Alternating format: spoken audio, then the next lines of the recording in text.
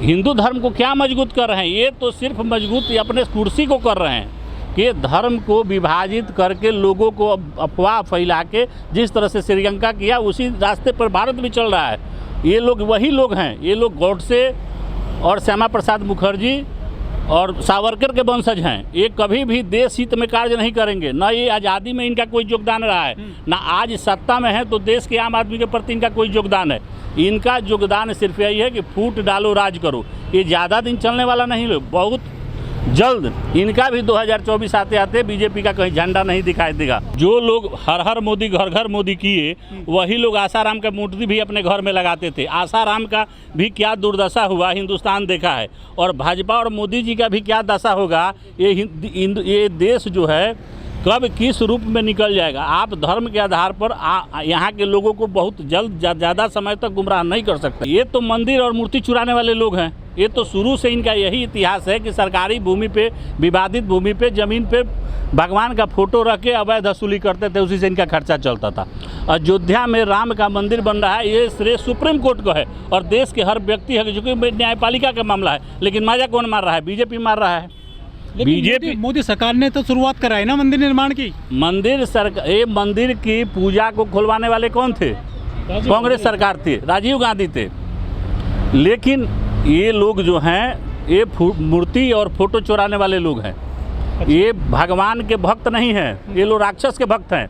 योगी जी कह रहे हैं कि एक धर्म विशेष के जो लोग हैं उनकी जनसंख्या बहुत ज़्यादा बढ़ती जा रही है उत्तर प्रदेश में। एक बात बताइए, इस हिंदुस्तान में जनसंख्या योगी जी से पहले से बढ़ रहा है। योगी जी के पिताजी योगी जी अपने कितने भाई बहन हैं? देश के प्रधानमंत्री कितने भाई बहन हैं? कभी किसी ने उठाया ये सवाल? देश में शिक्षा की आवश्यकता है, ये तो रोजगार दे नहीं पाते हैं, रोजगार नहीं दे पाते हैं, न मेडिकल सुविधा दे पाते हैं, न युवाओं को शिक्षा की व्यवस्था दे पा रही है सरकार।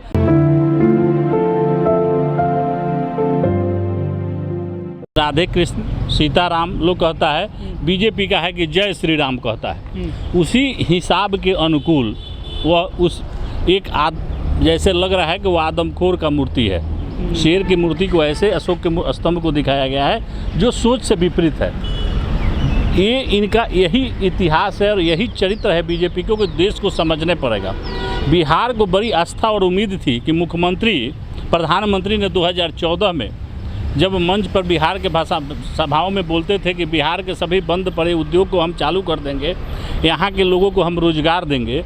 कांग्रेस के शासनकाल में कि सारे उद्योग चालू थे, वो चाहे शुगर मिल थे, चाहे शराब मिल थे। राजद और जदयू के 17 साल के कार्यकाल में सारे उद्योग बंद हो गए बिहार के।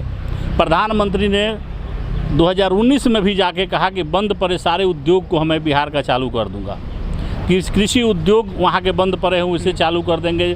तो प्रधानमंत्री जी बिहार के लोगों को आस्था विशेष राज्य का दर्जा दे देंगे। लेकिन इस विषय पर, नौकरी के विषय पे, अग्निवीर के विषय पर किसी भी एक शब्द उन्होंने चर्चा नहीं किया, क्योंकि अभी वहाँ चुनाव का माहौल नहीं है। सिर्फ गए, मूर्ति का स्थापना की और वापस चले आए। यही इस सरकार की इतिहास है। आज न इनके पास रोजगार देने का क्षमता है।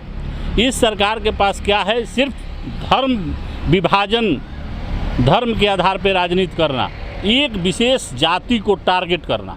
एक बात बताइए, जो प्रधानमंत्री देश को आश्वासन देता है कि मैं हर साल 2 करोड़ रोजगार दूंगा, वो तो रोजगार दिया नहीं। 8 साल में 16 करोड़ रोजगार बनता है, 14 करोड़ लोग, 12 करोड़ लोग बेरोजगार हो गए।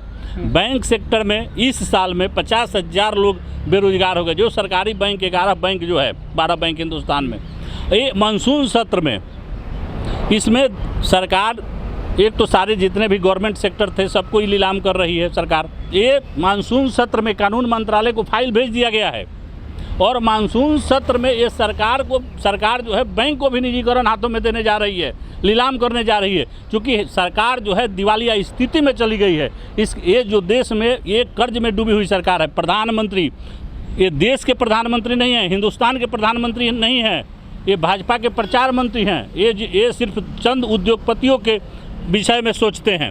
जो देश का विकास दर तीसरे पायदान पे था, आज वो 164वें 65वें स्थान पे पहुंच गया है मोदी जी के 8 साल के कार्यकाल में। देश में जो महंगाई के खिलाफ ही लड़ते थे, कहते थे 10 रुपया 5 रुपया बढ़ने पर, इनका 2014 का पहले सारा वीडियो देख लीजिए, प्रधानमंत्री जी देख लेते तो उनके शायद दिमाग में, लेकिन वो चीज़ इन लोगों के पास है नहीं। गैस जो है अभी 2 दिन पहले 1053 रुपया 200% गैस और गैस पे, पेट्रोल पे, डीजल पे रेट बढ़ गया। सरकार जो है आम आदमी को लूट के, देश के भाजपा के उद्योगपति मित्र देश को लूट रहे हैं और सरकार जो है आम आदमी को लूटने का काम कर रही है। 8 साल में आप देखिए ना रोजगार दे पाए, न व्यवस्था दे पाए। 47 लाख WHO का डाटा था कि कोरोना में लोग मर गए। उत्तर प्रदेश में सरकार लाश तैर रही थी, ये ऑक्सीजन नहीं दे पाए। जो सरकार ऑक्सीजन नहीं दे पाती है, जो मेडिकल में नहीं दे पाती है, जो रोजगार नहीं दे पाती है, और ये अग्निवीर जो लेकर आए 4 साल के ठेके की नौकरी लेकर आए देश में, वो भी कॉन्ट्रैक्ट पे। उद्योग, ये लोग बॉर्डर पे कॉन्ट्रैक्ट बेसिस पर जाएंगे 4 साल की नौकरी में।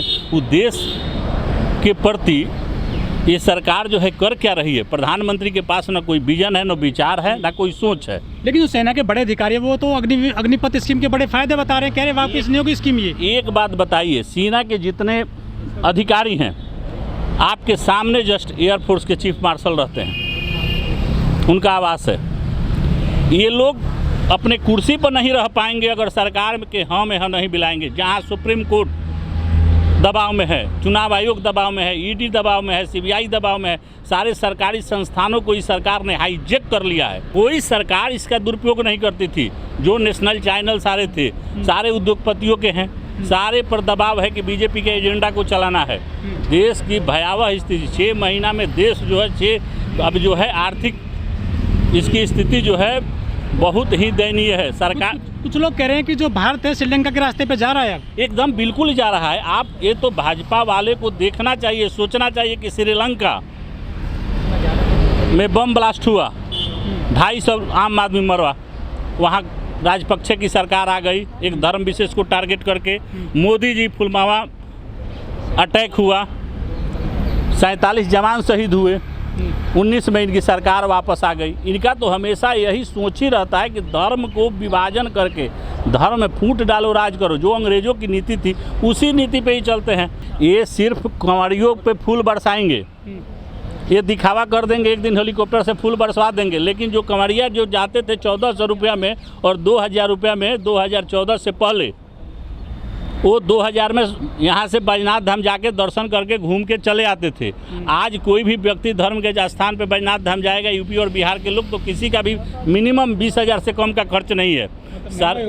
सरकार का जो है महंगाई पे नियंत्रण नहीं है, उद्योगपति के हिसाब से सरकार चल रही है और ये देश लूट रहे हैं। 5 साल के कार्यकाल में देश का विकास तो नहीं हुआ, लेकिन आप हिंदुस्तान के कोई ऐसा जिला नहीं है, कोई ऐसा जगह नहीं है जो बीजेपी ने पार्टी का ज़मीन खरीद के और पार्टी कार्यालय का निर्माण नहीं कर दिया। इस देश में सिर्फ बीजेपी का विकास हुआ है और बीजेपी के नेताओं का विकास हुआ है, मंत्रियों का विकास हुआ है और बीजेपी के जो उद्योगपति मित्र हैं उन्हीं का विकास हुआ है। आज जो बैंक लूट के भाग रहे हैं वो भी बैंक लाखों करोड़ रुपया लेके जो भाग गए वो भी बीजेपी के ही मित्र हैं, मोदी जी के मित्र हैं।